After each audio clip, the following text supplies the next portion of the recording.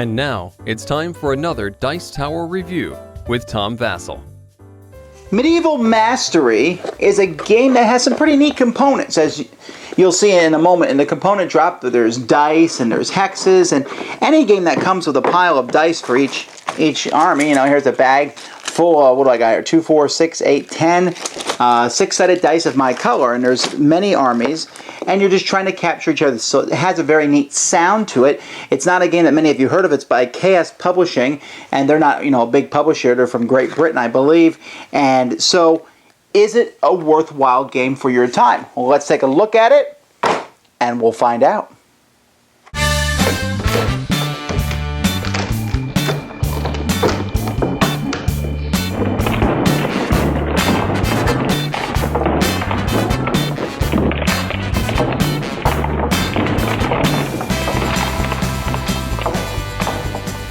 You're going to use tiles to set up a board that basically is for the number of players playing. So for example here, I have a 3-player board set up, and each person has a castle in their home color that they'll place.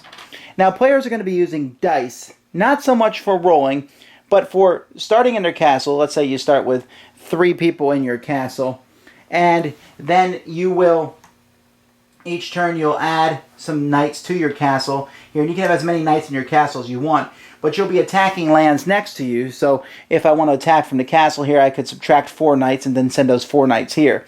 And then I could say 3 knights from the castle and 1 of these knights from the homelands, and so knocking this down to 5 knights total, want this down to 3, and then I can hit the homelands or the fortress here with the 4 knights that I brought in.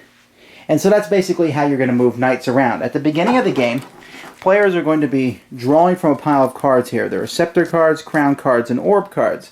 And you're going to get one of each. And each of these gives you a different special ability. And this is a big deal because you know, you play different games and you're going to have different abilities. You're going to have different combinations. So, for example, the Orb of Preparation says whenever you win a battle, you may discard 1 card from your hand.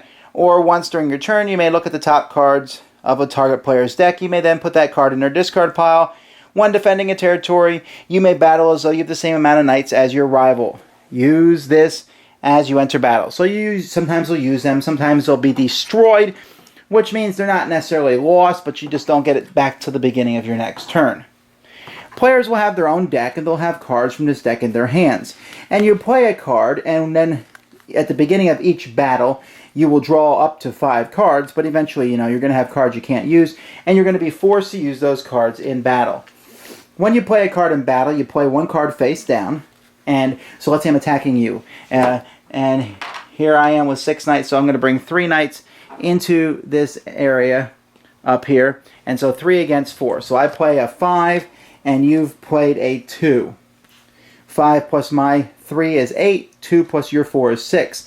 I win. I conquer the area, and you lose 2 of your knights involved in the battle. If you had won, you would have successfully defended the battle, and I would have lost the difference in knights. There are some cards you can play afterwards, like a +2, and there are other cards that you can play in your turn that will let you do special things. There's even a card that lets you roll a die for your total, rather than simply play 1.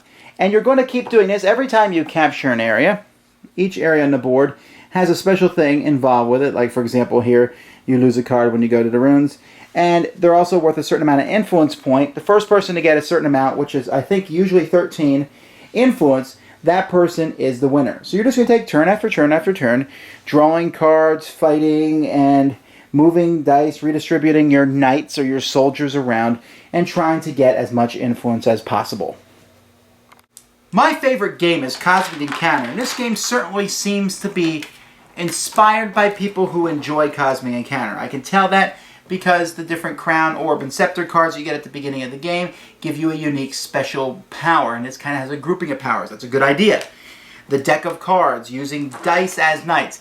That's a good idea, although I have to say it's kind of disappointing to use the dice as the armies rather than rolling dice. You know, sometimes you like to roll dice in a battle. You don't get to do much of that in this game. Gameplay isn't too terribly long, although I could foresee a situation where you go back and forth and back and forth.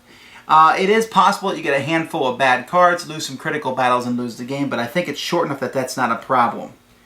So, my overall recommendation here is kind of, it's okay.